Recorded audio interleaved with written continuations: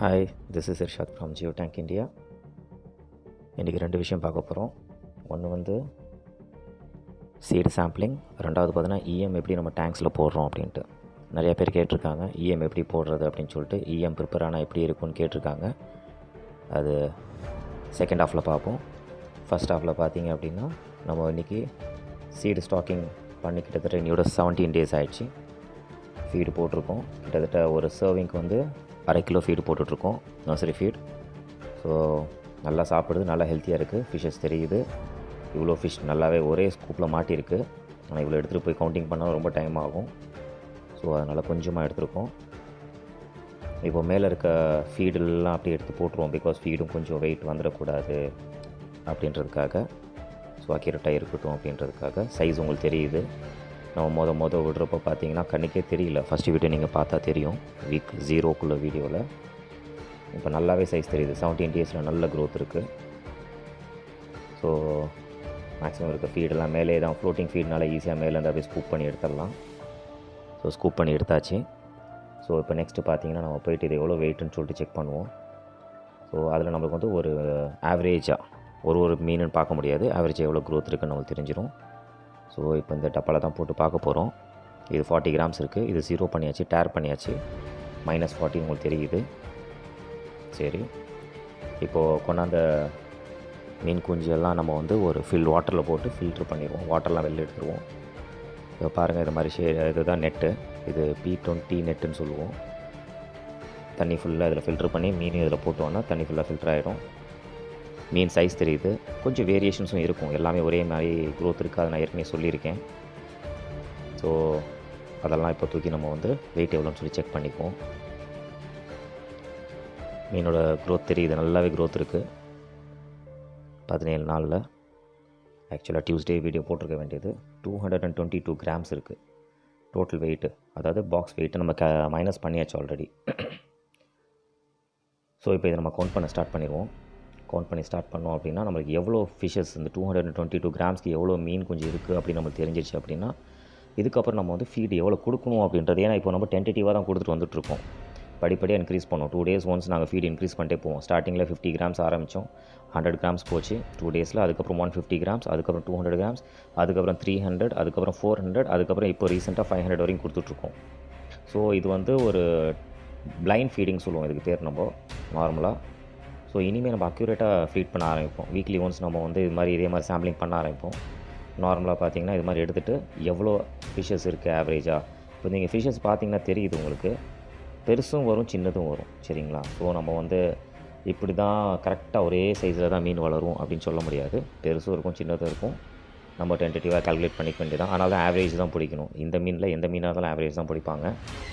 So இப்போ பார்த்தீங்க அப்படின்னா நம்ம ஒரு கவுண்டிங் போயிட்டுருக்கு. எப்படி பார்த்தாலும் 100 grams 100 ஃபிஷ்ஷஸ் மேலே இருக்கும் இதில். ஸோ 220 grams இருக்குது. 222 grams இருக்குது டோட்டல் பயோமாஸ். ஸோ இதில் எவ்வளோ ஃபிஷ்ஷஸ் இருக்குது அப்படின்னு பார்த்துட்டு அதுக்கு ஏற்ற மாதிரி நம்ம கால்குலேட் பண்ண ஆரம்பிச்சோம். இப்போ கொடுத்துட்ருக்கிறது பார்த்தீங்கன்னா ஹை ப்ரோட்டீன் ஃபீட் தான் கொடுத்துட்ருக்கோம். ஆல்மோஸ்ட் இன்னும் ஒரு 5 grams ஃபிஷ்ஷஸ் வந்ததுக்கப்புறம் நம்ம கொஞ்சம் லோ ப்ரோட்டீன் ஃபீடுக்கு கன்வெர்ட் பண்ணிடுவோம். ஏன்னா ஹை ப்ரோட்டீன் ஃபீட் வந்து ரொம்ப கொஞ்சம் காஸ்ட்லி. கேஜியே 120 rupees வந்துடும். கொஞ்சம் லோ ப்ரோட்டீன் ஃபீடு போகிறது இப்போ பார்த்தீங்கன்னா இப்போ 1 mm கொடுத்துட்ருக்கோம். இதுக்கப்புறம் பார்த்தீங்கன்னா 1.8 அப்படி இல்லைன்னா 2 mm இதில் ரெண்டில் ஏதாவது ஒன்று நம்ம கால்குலேட் பண்ணி கொடுக்க ஆரம்பிச்சிடுவோம். ஸோ அது கொடுக்க ஆரம்பிச்சிட்டோம் நம்மளுக்கு ஓரளவுக்கு ஃபீடு காஸ்ட்டு குறைய ஆரம்பிச்சிடும். இனிஷியலாக உள்ள ஃபீடு காஸ்ட் கொஞ்சம் ஜாஸ்தி தான் இருக்கும். பட் கொடுத்து ஆகணும். பிகாஸ் ஹை ப்ரோட்டீன் கொடுத்தா மட்டும் தான் ஃபிஷ் ஃபாஸ்ட்டாக க்ரோத் இருக்கும். ஸோ இது வரைக்கும் எங்களுக்கு மொர்டாலிட்டி இல்லைங்க. ஹானஸ்ட்டாக சொல்லிகிட்ருக்கேன். மொர்டாலிட்டி இருந்தால் அதையும் சொல்லிடுவேன் வீடியோஸில். இது வரைக்கும் அந்தளவுக்கு எதுவும் மொர்டாலிட்டி இல்லை. ஸோ ஃபிஷ்ஷஸ் ஆல்மோஸ்ட் கவுண்டிங் முடிய போகுது.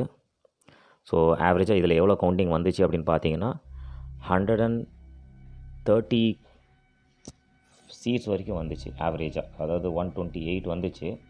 ஸோ 222 டிவைடட் பை 128 அப்படின்னு போட்டோன்னா 1.73 grams வருது ஒரு ஃபிஷ் ஆவரேஜ் வெயிட்டு.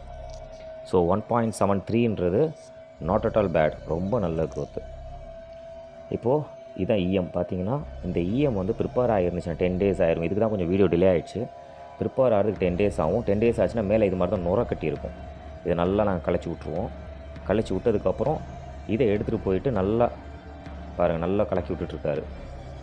நல்லா கலச்சி விட்டதுக்கப்புறம் இதை நாங்கள் வந்து ஒரு 5 லிட்டராக எடுத்து ஒரு பெரிய டேங்குக்கு போட ஆரம்பிச்சிடும். இது கப்பு வந்து 1 லிட்ரு, சரிங்களா? ஸோ 2, 3, 4, 5, சரிங்களா? ஸோ இது மாதிரி எடுத்துகிட்டு போயிட்டு ஒரு டேங்குக்கு நாங்கள் வந்து போட ஆரம்பிச்சிடுவோம். பாருங்கள், ஒரே இடத்துல போடக்கூடாது, அவர் சுற்றி போடுறாரு பாருங்கள், சரிங்களா? ஆவரேஜாக எல்லா இடத்துலையும் வந்து ஒரு கொஞ்சம் ஈவனாக விழுகிற மாதிரி 2 விதமாக போடலாம். ஒன்று இப்படியும் போடலாம், இப்போ சின்ன டேங்க்ஸ் போடுவோம், அது மாதிரி தூக்கி கொஞ்சம் தள்ளியும் போடலாம், சரிங்களா? ஸோ எப்படி, ஏன்னா பிகாஸ் வாட்டர் வந்து மூமெண்ட்லேயே தானே இருக்குது, ஏரேஷன் கொடுத்துட்ருக்கனால. ஸோ ஆல்மோஸ்ட் எல்லாமே ஓரளவுக்கு கலங்கிரும், பிரச்சனை கிடையாது. ஸோ இப்போ நம்ம சீடும் பார்த்துட்டோம். இப்போ பார்த்தீங்கன்னா நமக்கு 222 கிராம்ஸ்க்கு பார்த்தீங்கன்னா இப்போ ஆவரேஜ் வெயிட் நம்மளுக்கு 1.7 கிராம்ஸ் வருது ஒரு ஃபிஷ்ஷு. ஸோ இதை வச்சு நம்ம 10% ஆஃப் த பாடி வெயிட்னு சொல்லி கால்குலேட் பண்ணி இப்போ கம்மிங் வீக்லேருந்து பார்த்திங்கன்னா அதுக்கேற்ற மாதிரி நம்ம ஃபீடு கொடுக்க ஆரம்பிச்சிருவோம், சரிங்களா? இப்போ இது சின்ன டேங்க், இது பாருங்கள், தூக்கி வீசுகிறாரு பாருங்கள். எவ்வளோ தூரம் முடியுமோ அவ்வளோ தூரம் அவர் தூக்கி வீசிக்கலாம், ஒன்றும் பிரச்சனை இல்லை. ஸோ என்ன மாதிரி நம்ம வந்து இஎம் கொடுக்குறோமோ அது பிரச்சனை இல்லை, பட் டெய்லி கொடுக்க ஆரம்பிப்போம். இப்போ நம்ம ப்ரிப்பேர் பண்ணது பார்த்திங்கன்னா ஒரு 80 லிட்டர்ஸ் ப்ரிப்பேர் பண்ணியிருக்கோம். இதுக்கு இந்த சின்ன டேங்க்குன்றப்போ நம்ம ஒரு 3 லிட்டர்ஸ் தான் கொடுப்போம், பெரிய டேங்க்ன்றது 5 லிட்டர்ஸ் கொடுக்குறோம். இப்போ பார்த்திங்கன்னா எவ்வளோ தேவையோ அதுக்கேற்ற மாதிரி நம்ம கொடுக்க ஆரம்பிப்போம், சரிங்களா? ஸோ இந்த வீடியோவில் அவ்வளோதான். ஃப்யூச்சரில் வேறு ஏதாவது டவுட்ஸ் இருந்தால் நீங்கள் கமெண்ட் செக்ஷனில் கொடுக்கலாம், அதுக்கேற்ற மாதிரி நான் வீடியோஸ் போடுவேன். Thank you for everyone. Please subscribe பண்ணிக்கோங்க.